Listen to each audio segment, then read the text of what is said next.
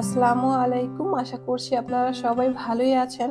আজকের ভিডিওতে আমি আপনাদের সাথে শেয়ার করব শীতে শিশুর রোগ প্রতিরোধ ক্ষমতা বাড়বে যেসব খাবারে, যে খাবারগুলো খাওয়ালে বাচ্চাদের রোগ প্রতিরোধ ক্ষমতা বাড়াতে পারবেন। সবকিছু এই ভিডিওর মাধ্যমে আমি আপনাদের সাথে বিস্তারিত শেয়ার করব। আশা করছি ভিডিওটি ফুল দেখবেন।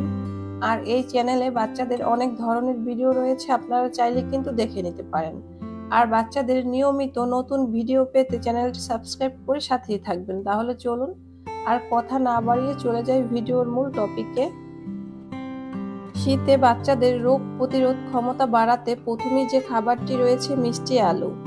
ভিটামিন, ফাইবার এবং অন্যান্য প্রয়োজনীয় পুষ্টি সরবরাহকারী, এর স্বাদও ভালো, তাই বাচ্চাকে শীতে মিষ্টি আলু খাওয়াতে পারেন।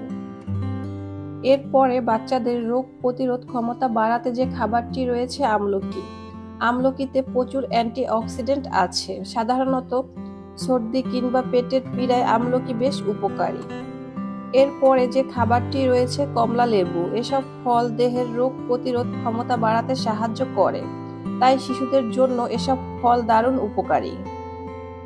সবশেষে রোগ প্রতিরোধ ক্ষমতা বাড়াতে যে খাবারটি রয়েছে শালগম। শালগম খেলে রোগ প্রতিরোধ ক্ষমতা বৃদ্ধি পায়, শরীরকে বাহিরের রোগ থেকে রক্ষা করে। তো আজকের ভিডিওটি এতটুকুই। আশা করছি এই ভিডিওটি থেকে আপনারা একটু হলেও উপকৃত হবেন। ভিডিওটি ভালো লাগলে একটি লাইক দিবেন, চ্যানেলটি সাবস্ক্রাইব করবেন। আজ এখানেই শেষ করছি। আল্লাহ হাফেজ।